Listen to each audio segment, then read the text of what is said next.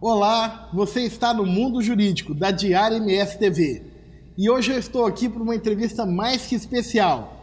Uma advogada, professora, conhecida em todo o Brasil e muito renomada na área trabalhista, referência nacional, doutora Lilian Babo. É uma honra recebê-la aqui no Mundo Jurídico. Eu que agradeço o convite, estou bem feliz de participar dessa entrevista. Que bom, Lilian.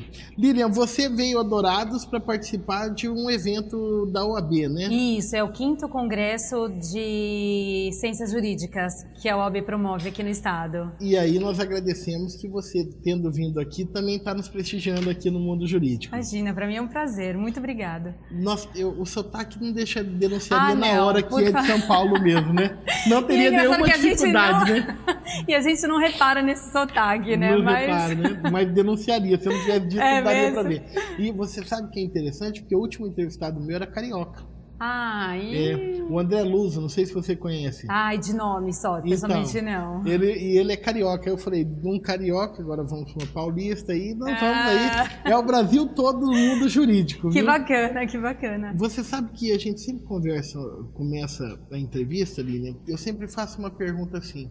Você é da área jurídica, hoje você é uma advogada renomada no Brasil todo, conhecida por cursos e tal. Mas a sua família, a sua origem familiar tem alguma ligação com o direito? Isso é algo que ser advogada faz parte de um projeto familiar? Como que é o contexto aí dessa origem no direito? Nossa, Wander, vamos lá. Ninguém da família é advogado. Então, Ninguém da família. Tem uma tia que é bem distante, que é advogada mas assim, a gente não tinha um convívio ao ponto de eu falar, nossa, é essa profissão que eu quero. Na verdade, foi uma coisa que surgiu. Meu pai dizia que eu tinha que ser advogada, porque advogado era uma profissão boa, que dava dinheiro. Então eu falava assim, nossa, que legal. E aí nos filmes, né, Wander, você vê tudo bonito, aquele tribunal todo enfeitado, né? Aí você fala, nossa, que chiquérrimo, se vestir bem. E aí foi por aí que eu fiz a opção por direito. Não foi nada com relação a, nossa, foi incentivada por alguém ou por ter alguém na família. Os seus pais, então, não são da área jurídica? Não, não são. Mas te incentivaram a seguir no direito? Minha mãe não. Minha mãe sempre dizia, filha, vai para a área da publicidade. E meu pai, imagina, ela tem que fazer direito. E aí, a filha, sempre puxa o pai, né? Então, eu acabei seguindo aqui o conceito do conselho do pai. A sua mãe é da área de publicidade ou não? Não. Interessante te fazer não essa tem referência, nada a ver, né? Mas você é muito comunicativa, com certeza, né? Sou. A gente brincava aqui que a entrevista da Lilian eu já estou correndo sério risco de ter demitido aqui do Diário MS, porque a Lilian é uma simpatia a todos, ela conquistou aqui, não é, Cláudio? Nosso diretor. Cláudio, vai perder o cargo depois, hein? Mas, Lilian, e aí você entra na faculdade de Direito, você se formou aonde? Eu me formei pela UNG, Universidade de Guarulhos, em São Paulo. E aí depois me especializei no Núcleo Amaury Mascaro do Nascimento, fiz pós-graduação com ele. E depois eu fiz um mestrado, mas aí eu fiz em Buenos Aires. Porque eu sempre gostei de mediação, de arbitragem, de técnicas de solução de conflitos que não fosse o Poder Judiciário. Então, eu sempre fui muito apaixonada por essa área. E aí, aqui no Brasil, infelizmente, não tem uma formação. Tanto que a gente, quando termina a faculdade, é voltado exatamente para um litígio, né? Ao Poder Judiciário e tudo mais. E eu sempre achava que tinha que ter alguma outra forma, né? O Poder Judiciário demora tanto, são tantos anos ali com o processo. E aí, na faculdade mesmo, eu vi rapidamente essa parte de arbitragem. E aí, quando eu fiz a pós-graduação com o Amaury, a minha tese foi sobre a aplicação da arbitragem. Então, eu me apaixonei, e aí o único local que tinha essa matéria era em Buenos Aires. E aí eu decidi fazer o mestrado lá. E aí foi. Encarei e foi. Eram técnicas de soluções de conflitos, né? Mediação, arbitragem, conciliação e negociação. Negociação. E, bom, mas ainda voltando para a faculdade, lá na UNG. Universidade? De Guarulhos. Universidade de Guarulhos. Isso.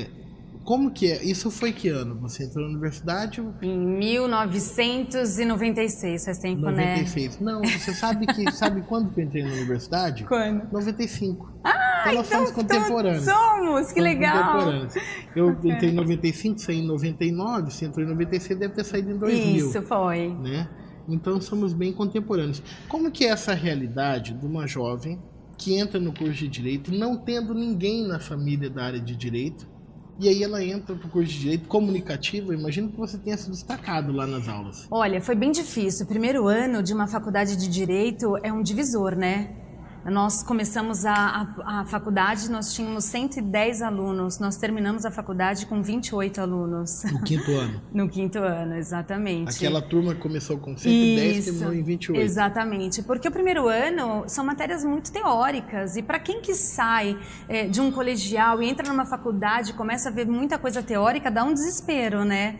Eu pensei em desistir, sinceramente, mas quando eu assumo uma coisa, eu vou até o final. E aí eu falei, não, vai melhorar. E aí no segundo ano, para ser bem sincera, Vander, no terceiro ano que eu comecei a pegar gosto, que aí eu entrei na parte de processo civil, comecei a ver a parte de citação, como que era o processo, e aquilo foi me apaixonando de uma forma. Então a partir do terceiro ano da faculdade é que realmente, de fato, me apaixonei pelo direito e não larguei nunca mais. E na atuação na faculdade, você fez estágio junto com o curso? Fiz. Como que foi? Fiz vários estágios, Vander. Eu fiz estágio na Procuradoria, fiz estágio... Na Procuradoria? Do Estado. Do Estado. Isso, cuidando da parte de família, fiz muita parte de família. Fiz estágio num escritório de tributário em São Paulo, um dos maiores escritórios que tem em São Paulo na área tributária.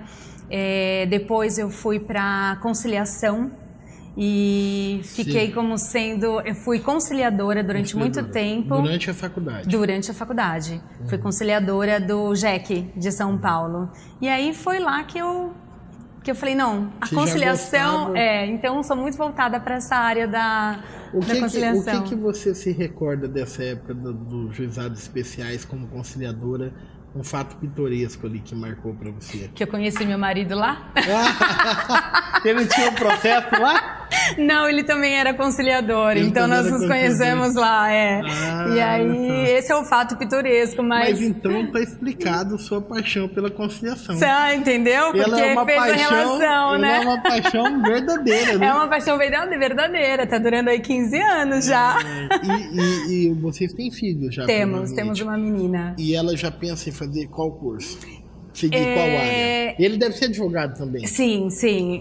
Mas agora ele já prestou concurso, ele está num outro nível, né? Concursado é diferente, né? Ele trabalha com o quê? Ele trabalha no TRF, Tribunal Regional Federal de São Paulo. Ele é analista? Ele é analista, ele é analista do TRF de São Paulo.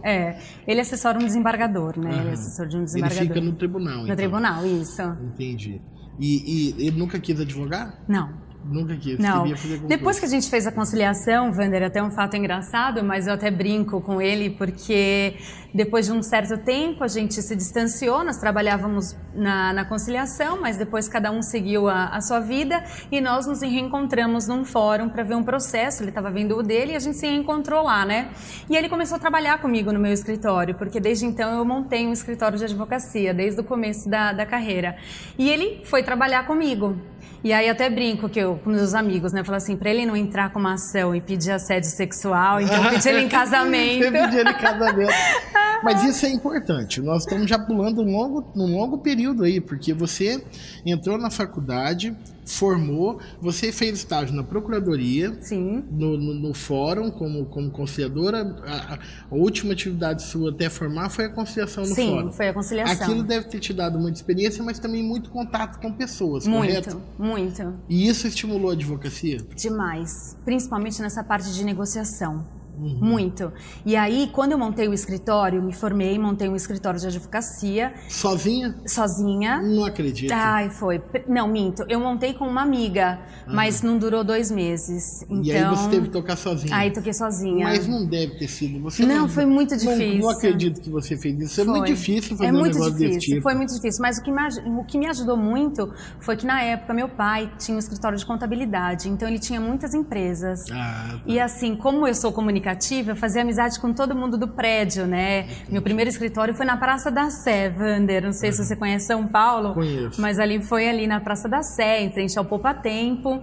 E aí fui distribuindo os cartões e tal. E até tem um fato muito bacana e que eu acho que foi um fato que marcou muito a minha carreira e a parte do direito do trabalho. E é por isso que eu advogo na área trabalhista. Como meu pai era contador, ele tinha muitas empresas, então quando as empresas sofriam reclamação trabalhista, ele acabava encaminhando para mim. Pra você, então, não sabia muita coisa. Na verdade, não sabia nada, né? Porque na faculdade a gente não aprende direito do trabalho, né? Acho que é uma matéria que passa só, dá uma pincelada, mas... lá era o quê? Um semestre ou 2 semestres? Nós tivemos... foram um semestre e meio, salvo engano. Nós ficamos sem professor. Foi uma confusão, eu não tive. Foi uma deficiência muito grande em relação a essa matéria. E aí eu estava no escritório, não tinha ninguém, né? Porque a gente não tem condições de pagar ninguém, né? Na verdade, eu fiz uma brincadeira que você não pegou, mas a minha brincadeira é no sentido assim, hoje em dia muita gente faz direito, forma, e fala, será que eu abro um escritório, será que eu não abro? Tem medo, né? Sim. Tem medo de encarar. Total. E isso para uma jovem sem experiência familiar no direito, foi um desafio muito grande, muito grande. Muito grande. Tá. Mas eu já tinha uma coisa muito certa na minha cabeça. Eu não queria ser... servidora pública. Não, isso eu nunca pensei. Nunca pensei em concurso público. Isso já estava bem certo. Mas eu não queria ser empregada. Entendi. Eu queria ter o meu escritório, eu queria comandar os meus processos. Então, isso eu sempre tive...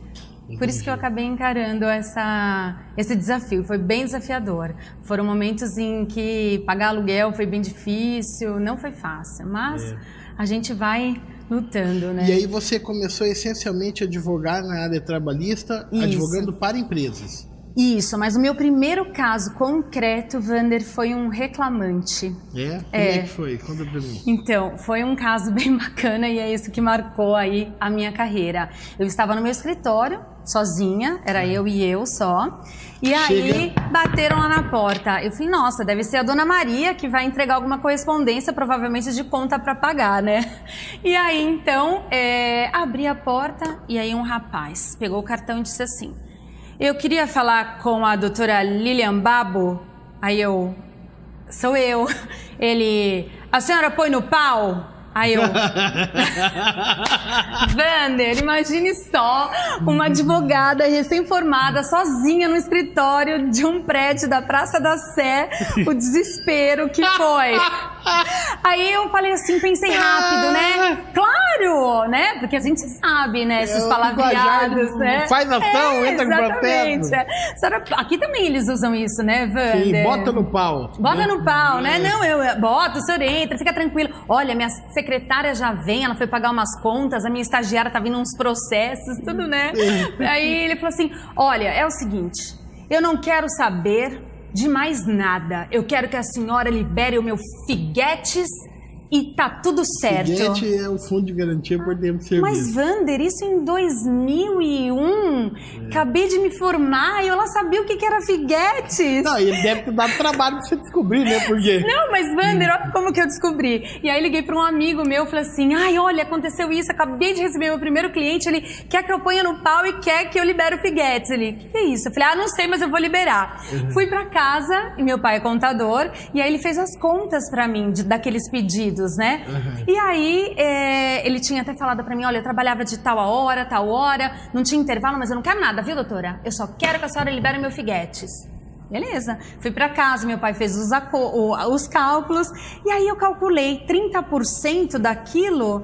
Falei, pai, muito obrigada, pai, por me fazer direito, porque agora com 30% do que eu ganhar, nossa, vai ser maravilhoso, né?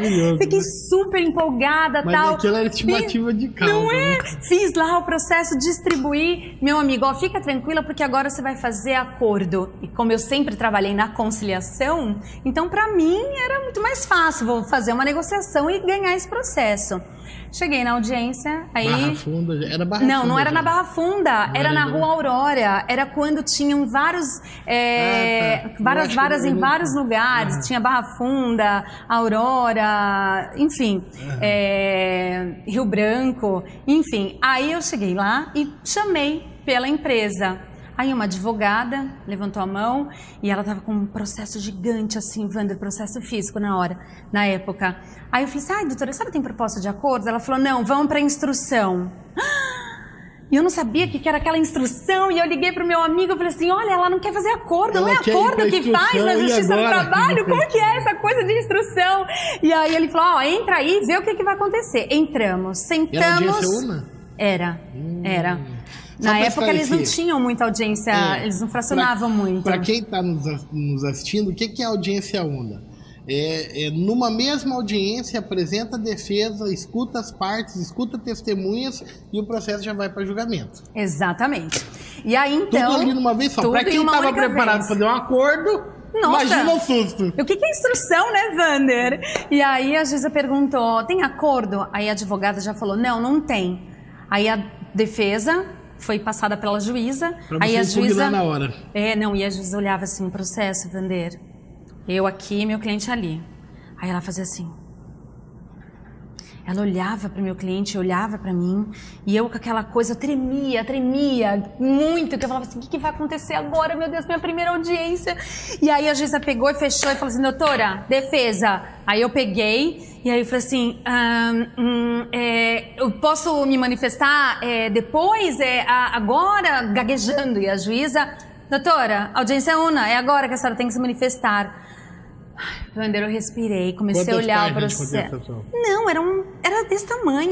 Esse tamanho era o que a advogada trouxe de defesa. Era processo físico, um monte de folha. Wander, tão inexperiente, eu li o endereçamento, excelentíssimo, o senhor ficava assim, não pode ser isso, né? Vamos ver. Aí eu, na classe, né? Que a gente não perde a classe, né? Minha mãe tem um ditado. Minha mãe e minha avó, né? Fala assim, um burro calado é um sábio. Não é? Se você não sabe nada e fica quieto, pronto. Você já tá passando de Nossa, inteligente. que advogada super concentrada.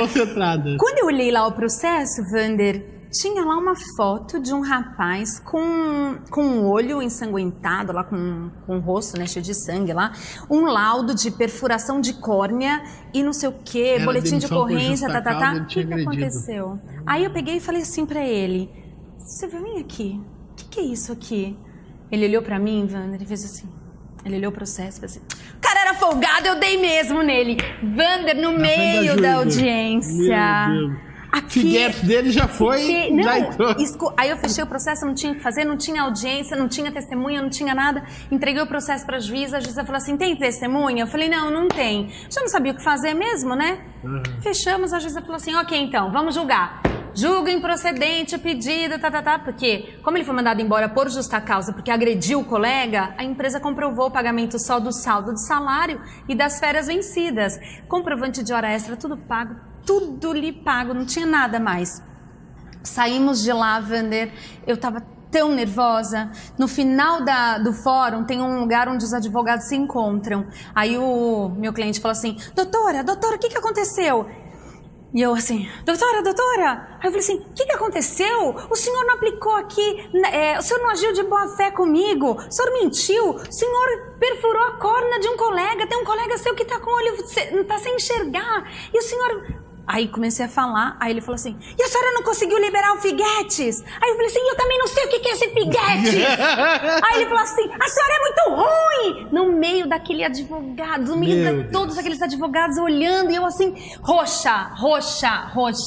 Aí eu falei, meu Deus do céu. Bom, aí depois que eu descobri que Figuetes era fundo de garantia, e que por ele ter sido mandado embora por justa causa, ele não teria direito a receber, e ele queria levantar o valor, porque como ele tinha muito tempo de casa, então o valor era alto. Eu não tinha carro naquela época, porque eu era pagar aluguel de escritório, né? Fui embora de metrô, super triste, com aquela cara, super invocada. Me encontro com uma moça maravilhosa, que eu tenho até hoje, assim, um carinho enorme por ela. E aí, uma negra alta, linda, ela disse assim, nossa, a senhora tá muito nervosa. Aí eu olhei pra ela e falei assim, nossa, a senhora percebeu que eu tô nervosa? Ela falou, Aí eu acabei de sair de uma audiência, a senhora é advogada? Eu falei assim, sou. Me dá um cartão. Aí começou. ela trabalhava na Linhas Aérea Fly, eu não sei se você lembra, na época era uma companhia aérea bem famosa e tal. E aí ela e mais 23 amigos foram no meu escritório para eu entrar com uma reclamação trabalhista para eles, porque a empresa já estava muito ruim e já estava com os salários todos atrasados. Então eu entrei com a rescisão indireta. Aí foi fácil, porque e aí entrei com salário 23. Atrasado é bater e valer, né? Vander, 23 reclamações trabalhistas eu entrei. Pergunta se eu ganhei.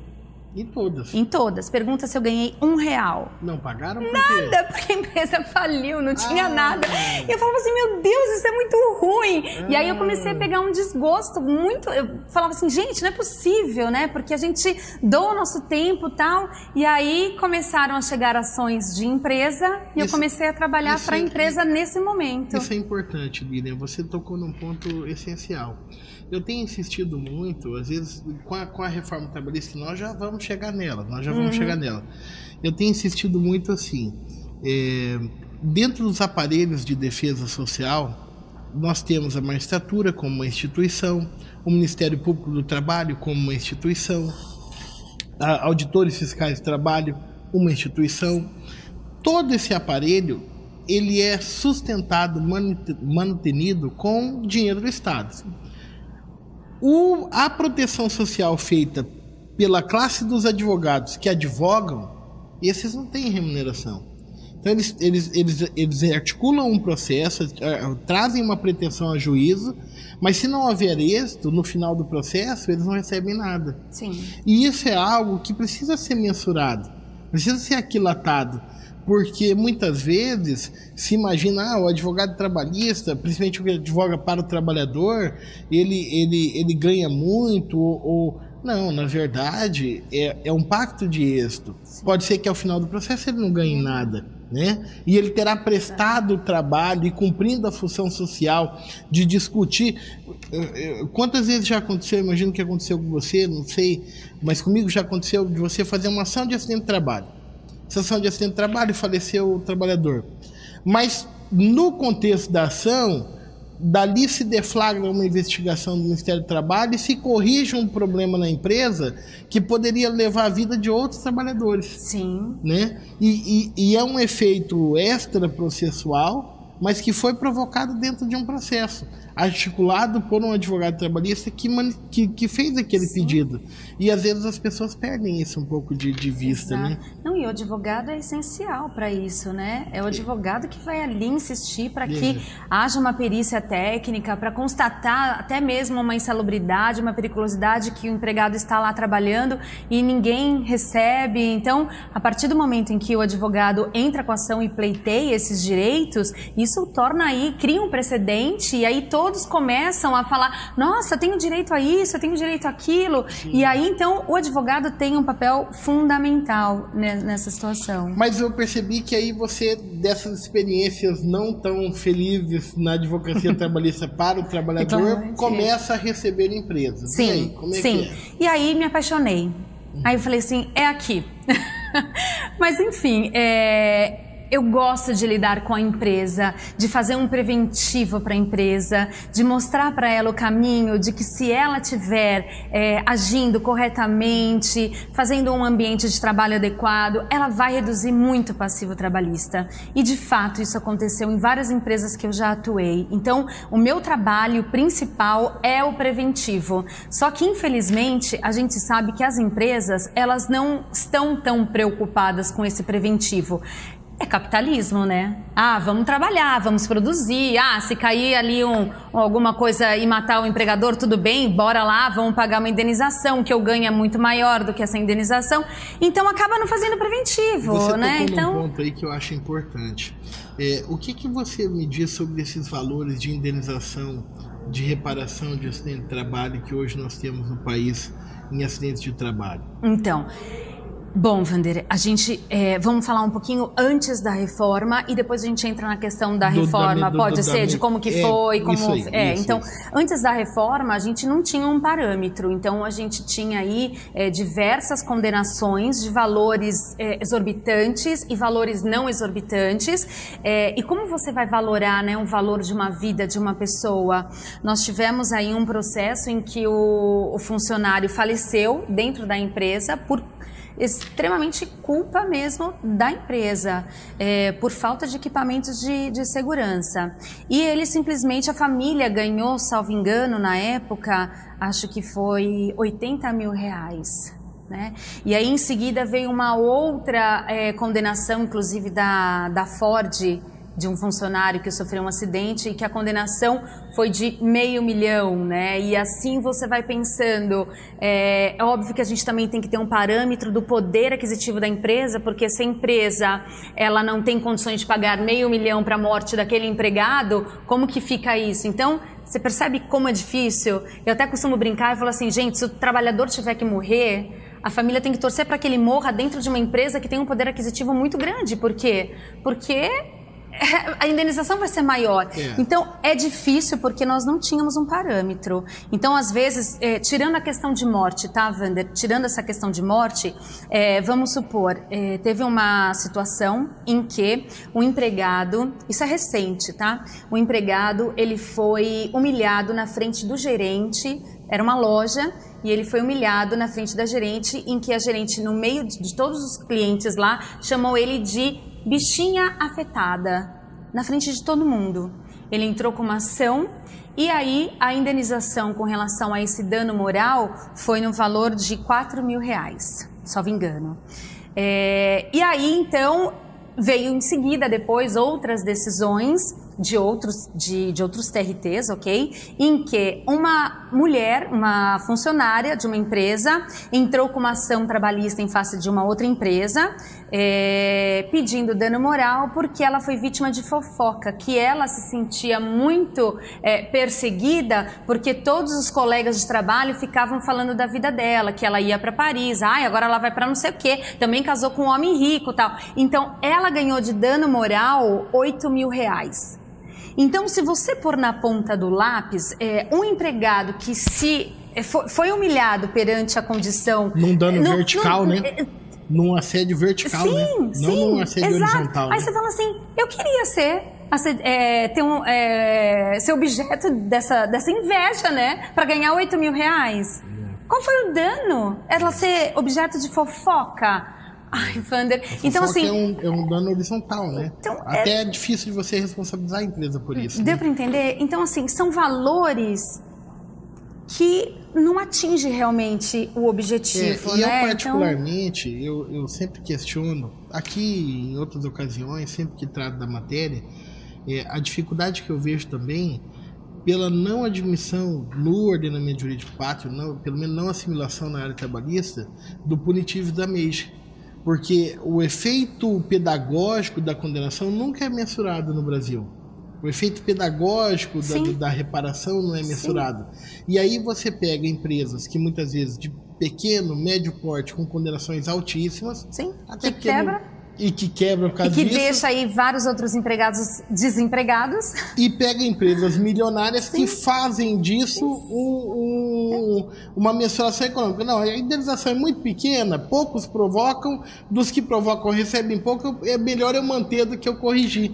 Né? Foi o ponto que você tocou da empresa falar, mas é melhor eu manter. Então isso... Empresas grandes que sofrem 1 milhão de condenação por dano moral, não é nada 1 milhão.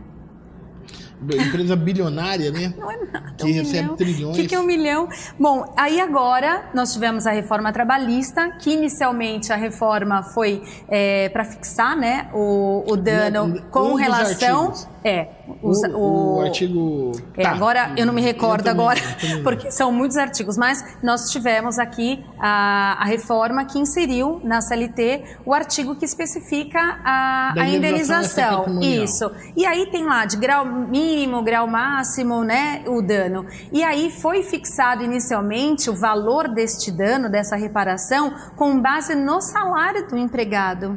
Isso foi um absurdo, né? né, Wander? Porque imagina eu estou numa empresa de construção... Juridicamente analisando isso, a gente chega a ser engraçado, né? Eu não sei, Wander, como chega isso passou. Chega a ser engraçado, né? Não, é triste, né? Não, de tão triste, né? Você fala assim, não, isso é piada. Foi uma piada, vamos rir, né? E aí o que acontece? Como que eu posso, numa empresa de construção civil, em que o empregado, o peão, ganha R$1.000 e eu tenho um engenheiro que ganha 50 mil. Se os dois morrerem na empresa, a indenização estava estabelecida pela reforma 50 vezes o salário do empregado. Quer dizer, a vida de um peão vale menos do que de um engenheiro? É de uma indigência jurídica. Nossa, é lastimável, mas graças... A medida provisória, né? Sim, 808. Aí vem a medida provisória 808 que te excluiu o dano moral com relação à morte do parâmetro, que foi uma situação bacana, e estabeleceu que o piso não é mais sobre o salário recebido do reclamante, que é com relação ao teto máximo aí da Previdência Social. E aí trouxe parâmetros que eu particularmente achei equivalentes. Eu achei interessante aquela misturação. Pelo menos é um avanço, sim, porque dá um patamar. O norte, né? Dá um norte para se trabalhar, né? Agora, Wander, chegando num ponto até que eu queria comentar com você, o que acontece? Os advogados estão com muito medo de pedirem aí o dano moral. Eu não sei se você reparou, mas, por exemplo, até diminuiu, né, o número de distribuição de reclamação trabalhista por conta desse medo. E você, mas me diga, você acredita que essa diminuição das ações trabalhistas são porque diminuiu a demanda ou porque nós estamos diante de uma demanda que hoje está represada dentro dos escritórios de advocacia que estão tendo que se reorganizar para protocolar os processos? Eu acho que tem vários fatores, Wander, vários fatores aí envolvidos. Mas antes de eu responder a sua pergunta, só quero finalizar essa questão da dificuldade. Inclusive, vou até responder a sua pergunta com o que eu quero finalizar aqui. Então, vamos imaginar que um empregado chegue no escritório de um advogado e fale, olha, eu sofri um dano moral, ok? Tá bom, qual o dano moral? Eu fui assediado e tenho como provar. Ok. Então, o que o advogado faz, Wander? Ele vai lá na tabela agora, ok? E vai verificar. Grau leve, grau médio. Vamos aqui calcular, então eu vou estabelecer um valor de 5 valores, 5 vezes o benefício da Previdência. Perfeito. Aí, Wander, vamos supor que o juiz entenda que não há um dano. Não houve o dano, não foi comprovado, então o pedido vai ser julgado improcedente, ok? Muito bem. O que vai acontecer? Ele vai ser sucumbente àquele pedido e automaticamente, pela reforma trabalhista, vai ser obrigado a pagar aí a sucumbência. Ponto. Esse é um detalhe. Agora, o que dificulta ainda mais o advogado entrei com a ação, pedi 5 vezes o teto da Previdência como reparação de dano. O juiz entendeu que só tem direito a 2, ok? Muito bem, então eu pedi 5, estabeleci o valor, porque o pedido agora tem que ter o valor, ok? E aí estabeleci 5 e o juiz então me deu 2. A pergunta, Wander, que eu faço para você, como que tem sido aqui? Porque a sucumbência vai ser referente ao pedido improcedente, ou também haverá sucumbência em relação ao valor da diferença que não foi paga?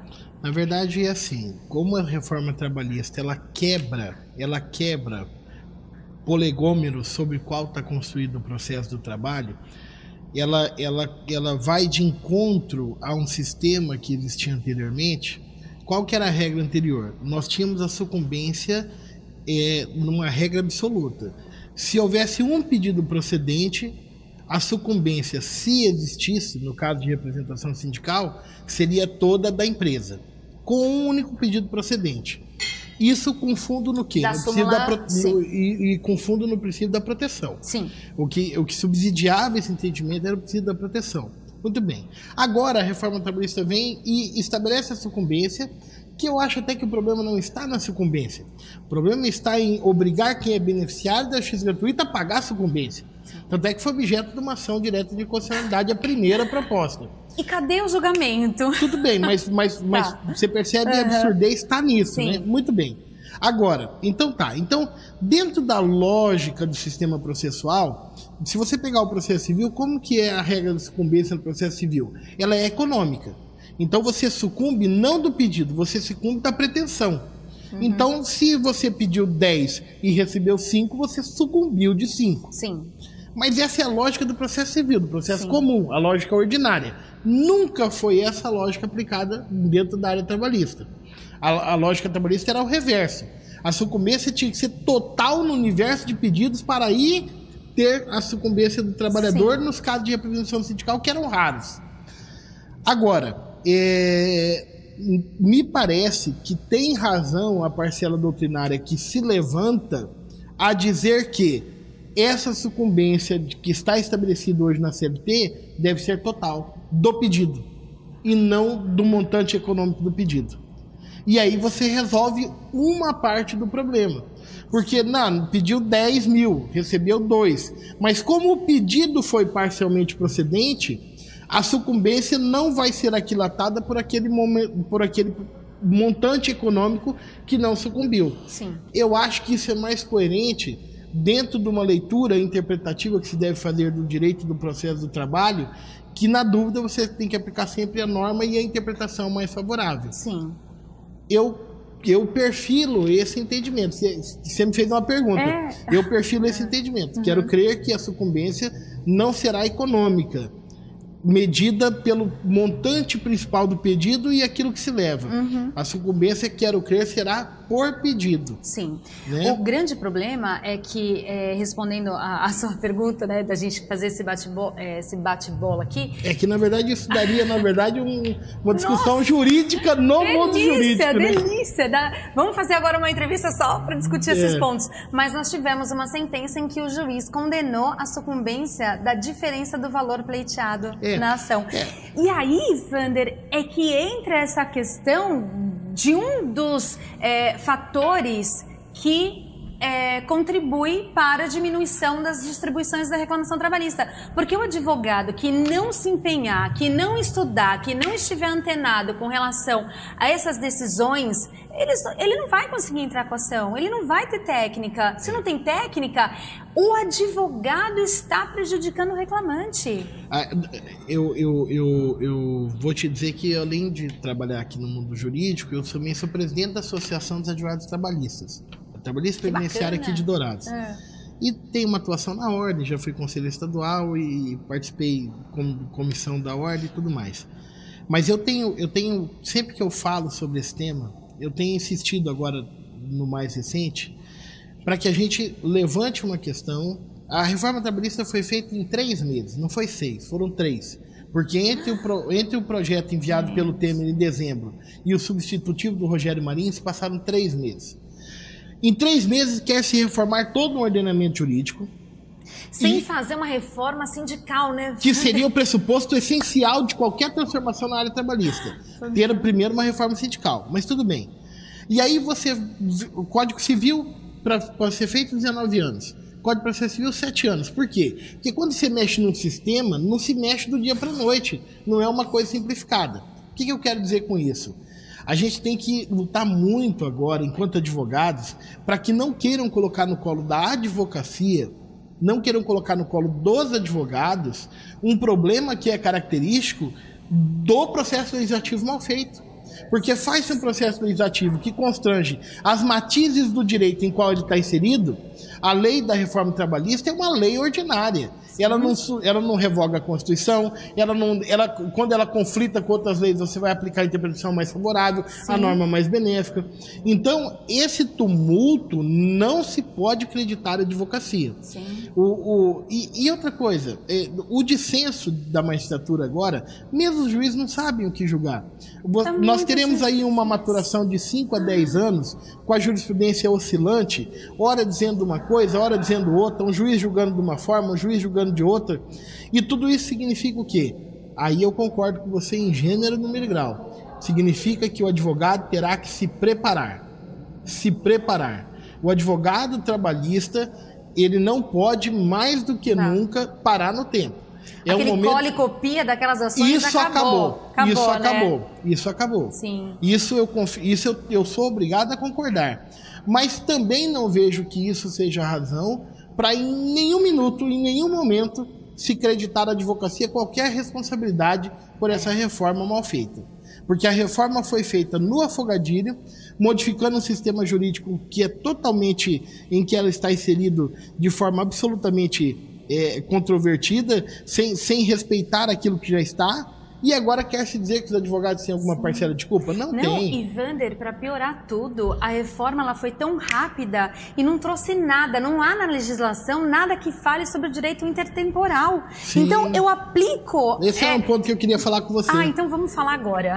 Direito intertemporal. Então vamos falar agora, porque é um assunto extremamente importante, até mesmo para a gente... Nós somos contemporâneos de faculdade, eu acho que nós vamos bater de opinião. Vamos lá. Meu Deus, vamos lá. Bom, como eu sou reclamada, com certeza a minha opinião vai ser diferente da sua. Não, mas não necessariamente, porque eu advogo para trabalhadores e advogo para a empresa também. Tá. Eu procuro ter um bom senso de ser o meio termo. O que eu, às vezes, eu fico... Me deixa um pouco coisa quando querem colocar no colo da advocacia. Sim. Aí esses dias eu estava num grupo... É o que a gente está vivendo. Esse dia eu estava num grupo de WhatsApp e aí um deputado federal que tem a cara de pau de colocar no grupo, novos tempos, que a reforma trabalhista, o advogado condenado de litigância de má-fé, que é um ponto que eu quero falar com você. Eu falei, o senhor tem respeito pela advocacia. A advocacia não tem nada a ver com uma reforma jurídica mal feita, sabe? Porque todo mundo está confuso, juízes, promotores, advogados, todo mundo não sabe o que fazer. Né? Mas direito intertemporal. Coisa, a gente só pra quem está nos assistindo, pra quem está nos assistindo, a reforma tem 200 artigos, nós não vamos conseguir tratar de tudo. A gente pode ficar aqui até mais quanto tempo? Assim, a gente pode ficar aqui até amanhã. Mas, não, é importante. Você que está curioso, a professora Lilian Babo tem os cursos online, né, professora? Online ainda não. Online não. Mas a professora Lilian Babo tem cursos, ela já veio aqui em Dourados, deve voltar aqui. Sim. Não sairá daqui sem eu convidá-la para a conferência trabalhista que nós vamos ter no segundo semestre. Fiquem tranquilos. Mas tem que procurar a professora Lilian e outros professores para se atualizar. Sim. Então aqui é só uma pincelada. Aqui é o mundo jurídico e a gente dá aquela conversada que você já conhece. Mas é tão bom falar, né? Eu adoro falar, né? Libriana, mulher, falar, tudo, né? Quero falar muita coisa. Eu tenho um pouco tempo, Direito intertemporal. Então, o que acontece?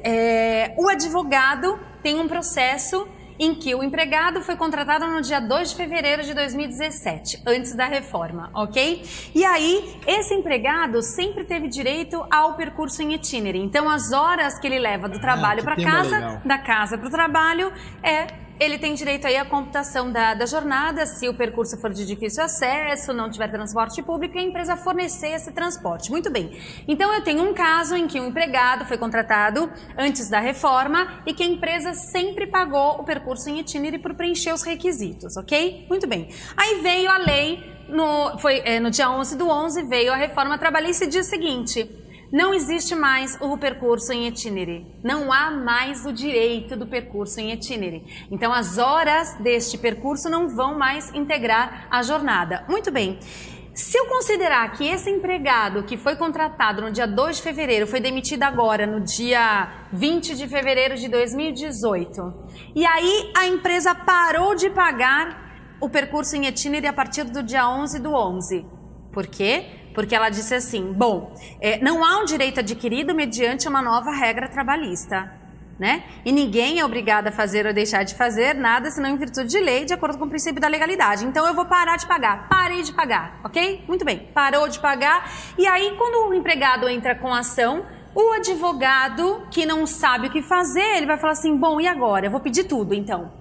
Né? Por quê? Porque eu não sei se aplica, a reforma trabalhista não trouxe nenhuma regra desse direito intertemporal, então eu vou entrar com uma reclamação trabalhista e vou pedir o percurso em itinerary de todo o período, inclusive o período após o dia 11/11. Juiz entende que não. Juiz fala assim, não entendo. Por quê? Porque aplica-se imediatamente as novas regras trabalhistas a todos os contratos, independentemente deles serem firmados antes da reforma. Julgo improcedente o pedido, condenando o reclamante ao quê? A sucumbência. Aí tem que recorrer. Aí numa mesma situação vem o juiz e fala assim, não, Mas o direito não vai poder prejudicar os contratos anteriormente firmados, de acordo com o princípio da inalterabilidade contratual. E tem precedente disso, já TST na súmula 394, que trata dos eletricitários, então, né? Mas, Vander, nós temos aí a Comissão de Jurisprudências do Pleno, do TST, fez 35 alterações, sugestões de redação de súmulas, né? E se você pegar essas sugestões... Mas ficou suspensa a sessão. Ficou, era para o dia 2 de fevereiro, foi suspenso, né? Mas vamos ter um parâmetro. E aí, para nossa surpresa, foi cancelada essa sessão. E aí, o que acontece? Se a gente ler as redações dessas as novas redações dessas súmulas, todas estão voltadas para quê? Para dizer que as regras trabalhistas novas não se aplicam aos contratos anteriores. Então, ou seja, o TST está legislando de certa forma, mas está dando o quê? Um parâmetro para os advogados. Porque senão o advogado fala assim, olha, eu não sei se eu peço ou não peço, porque se eu pedir, você se perder, entrar com um processo e um juiz entender que não se aplica as novas regras, ou aplica, você pode perder. E aí, se eu perder, você vai pagar a sucumbência. Você aceita o risco? Então, o advogado também precisa, Vander, ter essa consciência de quando for fazer entrevista com o cliente, deixar o cliente muito ciente dos riscos que ele corre. Essencial. Esse é um dos pressupostos que a advocacia tem que ter na sua atuação profissional daqui para frente. Sim. No meu escritório, eu mudei todo o meu contrato de honorários e, inclusive, colocando letras garrafais assim... que a obrigação do advogado é uma obrigação de meio, sim, que a obrigação do advogado é vinculada à pretensão articulada pelo cliente. Isso é essencial. Sim, isso muito, aí tem que... Mas você veja, né? Olha que interessante. Eu, particularmente, por exemplo, seria contrário a essa tese do TST.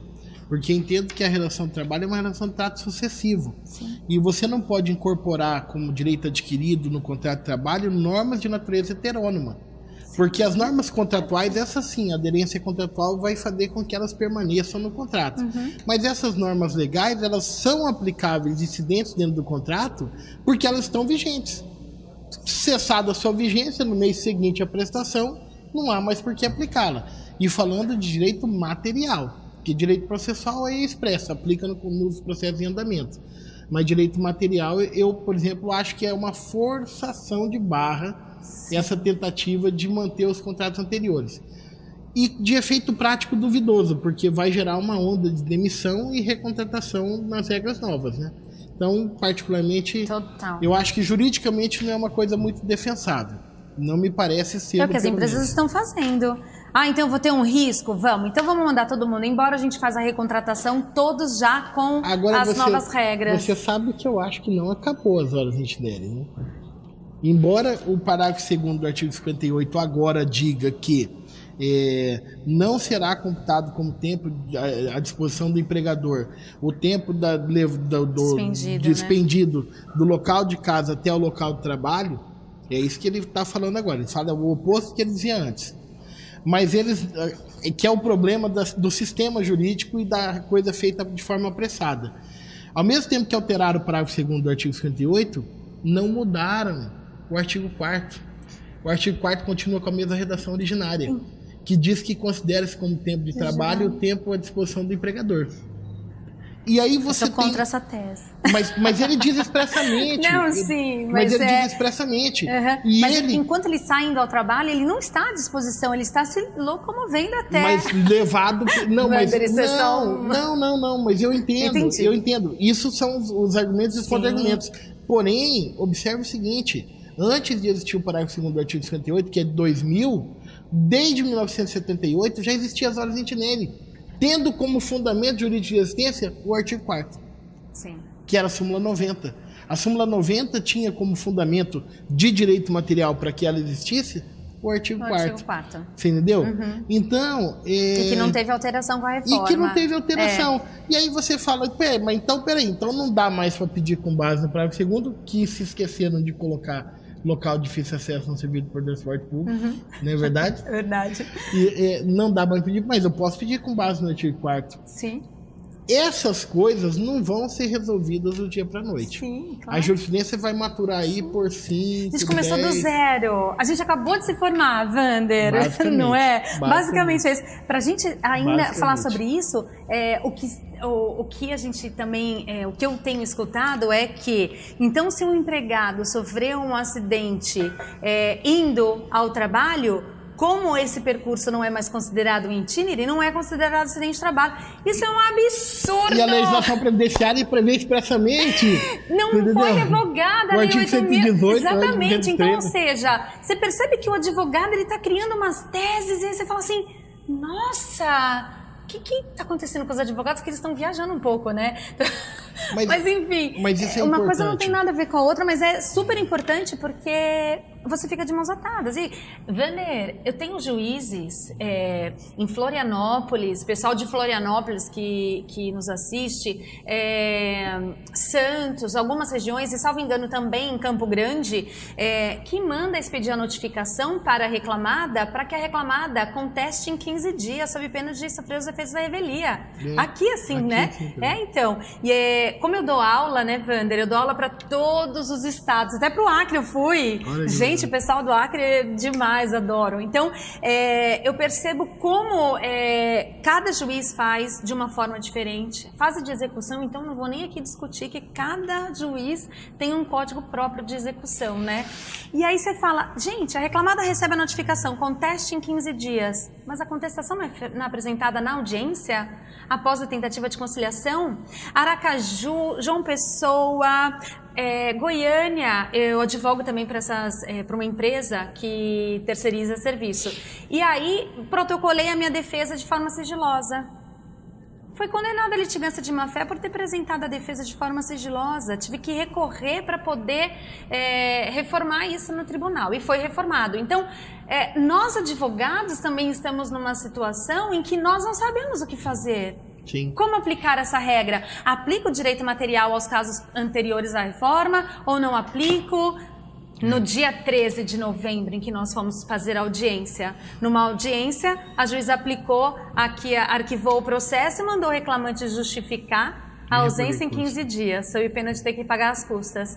No dia seguinte, fui fazer uma outra audiência, o reclamante não foi, arquivou o processo e, com a fundamentação de como o processo foi distribuído antes da reforma, se aplicam as regras processuais anteriores. Então, é muita insegurança jurídica que a gente vive. E volto a dizer, o importante é que nesse momento de insegurança jurídica, não se queira acreditar contra da advocacia essa insegurança. Sim. Que essa insegurança pertence ao processo legislativo mal feito. Sim. Basicamente. Mas reflete exatamente na gente, né, Wander? Infelizmente. É como se fosse um abacaxi que plantaram e falaram, descasca aí agora. Se vira e descasca não aí. É verdade? E o advogado que é iniciante, que não tem toda essa coisa assim, de ter vivido já tanta coisa, não vou entrar. Tá mudando de área, viu, Wander? Tem um monte de aluno que fala assim, professor, eu vou mudar de área. Eu falo assim, mas não. A advocacia trabalhista só vai prevalecer para os fortes, permanece. Não, professor, vou mudar de área, eu vou para o crime. Aí eu falo assim, crime não compensa, viu? Ah, não, professor, se porventura você vai defender um rapaz, né, que cheirou um pó, né, ele não ganha nada, ele vai preso. Agora, se o empregado cheirar um pó, você tem direito aí a um adicional de insalubridade. Então, fica no trabalhista, porque o crime não compensa. Então, só para uma brincadeira aí, para vocês entenderem que a situação tá difícil. Tá difícil, e na verdade a gente fica tentando, você faz um papel importantíssimo, que é tentar lançar luz para que as pessoas se orientem sobre tudo isso, né? Eu acho que, aliás, vamos falar um pouco sobre isso, porque eu gostaria de conhecer um pouco dessa sua parte. A Lilian é advogada, bem-sucedida, advogando para várias empresas, eu já percebi. Mas e essa Lilian professora? Como que surge isso? E como que se desenvolve isso? Eu tô lá na minha casa, eu abro meu Facebook, tá lá Lilian Babo. Aí eu abro um site, tá lá Lilian Babo. Essa mulher tem em todo lugar. Como é que é isso? É demais. As pessoas falam assim, mas você não tem como optar por só advogar ou só dar aula aula não dá. Porque para você dar aula com uma boa prática, você tem que ter advocacia. Sim, e isso é o meu diferencial. As minhas aulas são muito práticas. Eu não tenho aquela aula didática, aquela aula teórica, muito teórica. Não, é tudo prático. Porque como eu advogo muito e advogo para todos os estados e dou aula para todos os estados, então eu tenho um conhecimento muito grande nisso. Então a aula é muito prática. E eu amo dar aula. Se falasse assim, bom, esquece a prática que você tem que ter para ser uma boa professora em aula. O que você faria? Daria aula. Daria aula, sem sombra de dúvida. É a minha paixão. É a minha paixão poder passar o meu conhecimento, ensinar o advogado. Tanto, Wander, que hoje eu tenho um grupo fechado no WhatsApp para fazer uma assessoria para os advogados. Uma tutoria. É uma tutoria, isso. É um grupo fechado em que o advogado ele vai se cadastrar, paga um mensal e aí é inserido ao grupo. Nesse grupo não pode falar bom dia, boa tarde, porque a gente sabe que grupo fechado é assim, mas ele vem com as perguntas, né? Professor, estou numa audiência, está acontecendo isso, o que eu faço? Aí eu vou e respondo. Então, eu também faço essa assessoria. Aí tá muito gostoso, né? Porque... E você faz isso num grupo do WhatsApp? Do Telegram? Não, do WhatsApp mesmo. WhatsApp. Do WhatsApp. E você advoga, você dá aula e você tem um grupo do WhatsApp que você dá tutoria e você estabeleceu um horário? Sim. Ou você tá ali 24 horas? Então, Wander, nesse horário, o que acontece? Eu tenho um termo de adesão e lá tem as condições, né? Então, as perguntas podem ser feitas a qualquer momento, mas a resposta é das 8 às 18, de segunda a sexta. Tá. Mas os advogados que estão no grupo sabem que eu respondo a qualquer momento, é madrugada, porque eu sou muito ativa, né? Eu só realmente desligo de domingo. E sábado, como eu dou aula também o dia inteiro, eu acabo não respondendo. Tá, Lilian, e aí para que eu entenda, você é professora de um curso jurídico de pós-graduação. Isso. Você tem vários vínculos como professora. Eu fui professora durante, acho que uns 13 anos, de cursinho preparatório para o exame da ordem. Certo. Ou até mais, eu não me recordo, faz tanto tempo, né? Mas eu era só professora de OAB. Até em que eu fui chamada para uma instituição chamada Enfoque e para dar aula em pós-graduação. E aí me apaixonei. Porque na pós-graduação você troca essa vivência com os advogados, então foi acrescentando muito mais experiência para mim. Você é professora da pós-graduação do Enfoque. Isso. Você e de outros cursos também. O Enfoque está abrindo uma pós-graduação em Dourados, mas na área de processo civil. Aliás, pela primeira vez que eu vim aqui em Dourados foi através do Enfoque numa pós-graduação. Da área trabalhista. Sim, exato. Minha mala foi extraviada. Já aconteceu várias coisas aqui em Dourados. Eu adoro essa cidade. Que bom. Vai voltar mais vezes. E aí, mas além do Enfoque, você tem os seus cursos. Sim, tenho. Que você contrata e você vai para as várias cidades. Como que funciona isso? Como que a pessoa tem acesso a esses cursos? Como que a pessoa pode contratar esses cursos com você? Então, tem um site de consultoria acadêmica. Como que é o nome do site? Assessoria Acadêmica. Ixi, agora você vai pegar num ponto fraco. Depois a gente pode colocar no... Dá pra colocar ali, né? Dá pra colocar os meus contatos ali. Dá pra pôr no GC? Dá pra pôr no GC. Se você perguntar assim, qual que é o meu celular? Eu falo assim, peraí, dá pra colar? Sou péssima para decorar isso, mas tem um site e aí lá tem a agenda, né, dos meus cursos, da onde eu vou, e os cursos são todos voltados para a prática, né? Então, eu já fui para Dourados, já vim para cá, para Dourados, São Carlos, interior de São Paulo, Acre. Então, eu vou levando os meus cursos. Faço muita parceria com a OAB também. Então, a OAB fala, Lília, traz um curso seu aqui para a região. Com associações você faz também?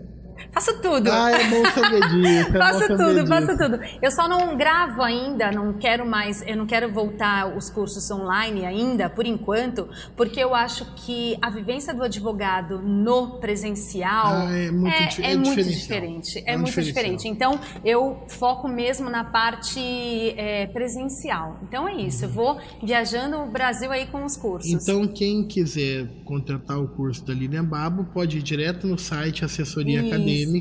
Que depois ele vai colocar lá no... Que depois nós vamos... Agora nós estamos colocando aqui o nosso www. E aí lá ele pode estabelecer o contato e falar, Línia, eu quero o curso aqui em Rio Branco, no Acre. Aí você vai ver uma agenda e você vai pro Acre. Você viaja o Brasil todo. O Brasil todo. Não tem problema, não tem tempo ruim. Não. E aí já deve ter atrasado o voo, perdido cancelou mala. o voo, já passei por situações muito difíceis dentro de um voo e que eu falei, nunca mais eu vou pegar um voo. No dia seguinte eu estava fazendo mala de novo para viajar, mas enfim, agora o avião balança, fala, ai que delícia, ai turbulência, que alegria. Quando dá umas grandes não assim, a gente dá um arrependimento, vindo pra cá, né? viu, aquele avião de Eu fico impressionado como que Campo Grande e Dourados é difícil descer aqui, meu Deus do céu. Já arremeteram com você alguma vez? É impressionante, né? Você viaja o Brasil todo, não arremete como aqui em Dourados e Campo Grande. E você escuta um barulhinho diferente, você fala assim, tá diferente esse barulho, tá alguma coisa acontecendo. É verdade. Mas é isso. Mas, Línia, que conversa gostosa que a gente teve aqui. É claro que é um tema, a gente falar de reforma trabalhista, a gente teria que fazer uma entrevista, a gente teria que fazer um parlatório aqui de várias horas. Me chama de novo, a gente vem, a gente coloca um tema específico, a gente fala sobre então isso. Eu vou presencialmente fazer o convite. A Associação Trabalhista, nós temos a conferência. Tá. E no segundo semestre, ainda não tem data marcada, mas no segundo semestre nós vamos ter a Conferência Trabalhista e Previdenciária. E você está convidada. Nossa, será um prazer. Espero que esteja vaga agenda. Que a agenda dele. Assim que tiver a data, eu vou entrar. Com certeza. Ter o seu contato, eu vou entrar em contato. Vai ser maravilhoso. Então você já está convidada para isso. Mas aqui no mundo jurídico, quando a pessoa tá para terminar, a gente assusta ela. Ai, a gente tem uma hora que a gente aperta as pessoas aqui.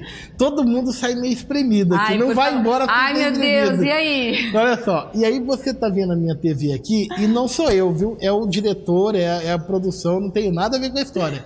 Eu vou bater aqui na TV e a TV... Ah lá. Vampirão da Tuiuti. O que você me fala do Carnaval do Rio de Janeiro? Meu Deus! Do nosso vampiro da Tuiuti, Lina. O que você me diz sobre isso? Posso falar? Pode. Não, você fala só pra mim. Você fala só pra mim. Posso falar? Você não vai... Maravilhosa fantasia, né? Achei o máximo. Posso ficar só nisso? Pode ficar só nisso. Mas, Lina, olha só, eu acho que pra gente ir caminhando pro final agora, mas eu queria que você, antes de deixasse uma mensagem, pensando naquele jovem que está na dúvida se vai fazer direito, ou acabou de entrar na universidade agora, está no meio do curso de direito, ou acabou de se formar e está naquela dúvida, abre escritório, será que eu advogo na área criminal, na área trabalhista? Uma mensagem para essa pessoa que está começando no curso de direito agora, ou para nós que advogamos na área trabalhista e agora estamos nos vendo no primeiro ano do trabalho, porque muda tudo e você não sabe onde são as certezas. Então, olhando para aquela câmera ali, para que está assistindo você deixa uma mensagem para eles, para que a gente possa encerrar com essa sua mensagem. Com certeza. Bom, a mensagem que eu vou deixar para todos que estão assistindo é que não desistam dos seus sonhos. Se o sonho é advogar, vá à luta. Nós precisamos de novos advogados que tenham aí uma batalha, uma força interna para defender os interesses aí da população, dos reclamantes, seja da reclamada também. Então, lutem, estudem, se dediquem, e é assim que a gente vai construir uma nova advocacia na Justiça do Trabalho. E é isso que a gente precisa, de jovens advogados e até mesmo dos advogados que já estão militando há muitos anos.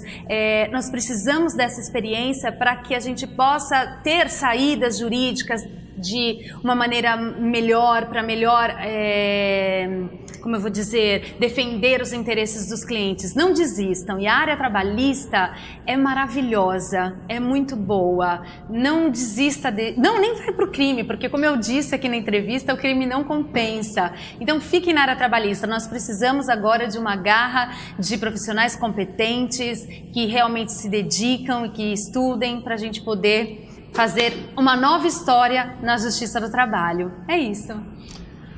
Línia, que prazer tê-la aqui, viu? Ai, muito foi um prazer obrigado. Meu, adorei. Pode me chamar mais vezes. E você está aqui no Mundo Jurídico da Diário MSTV. Até a próxima.